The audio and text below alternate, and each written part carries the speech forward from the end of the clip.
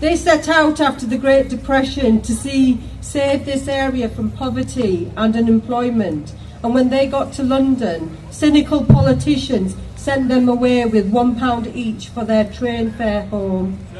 Today we follow in their footsteps to save the NHS from self-serving politicians and their paymasters in the private health corporations.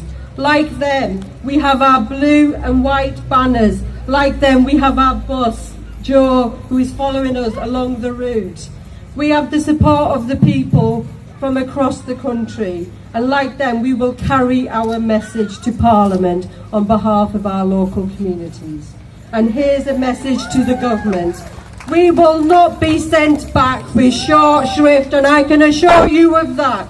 For every MP on our route that voted to shut down NHS services, that voted to sell them to private health firms, that legislated to prevent commissioners from protecting our hospitals, I'll tell you now, we serve notice today.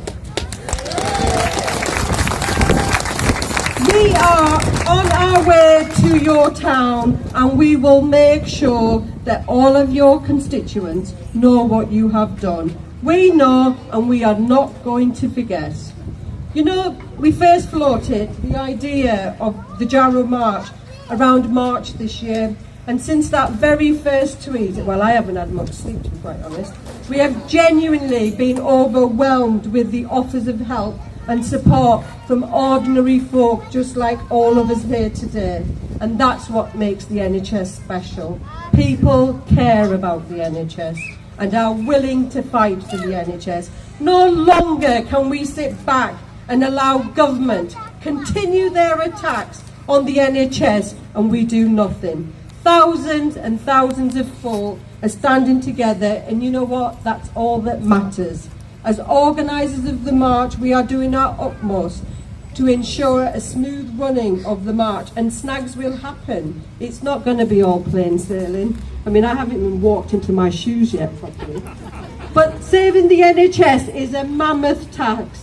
And the way I see it is, in a time when social media, life challenges, caring responsibilities, work-life balance just takes over, people have paused, stopped, and answered the 999 call for the NHS.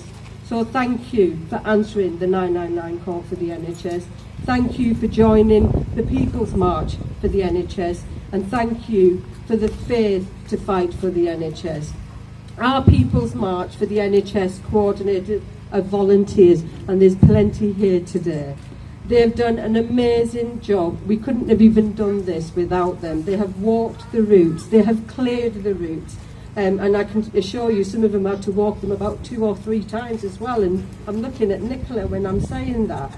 But at the end of the day, what matters is that when you do see one of our coordinators en route, please give them a huge round of applause, and let's do that right now.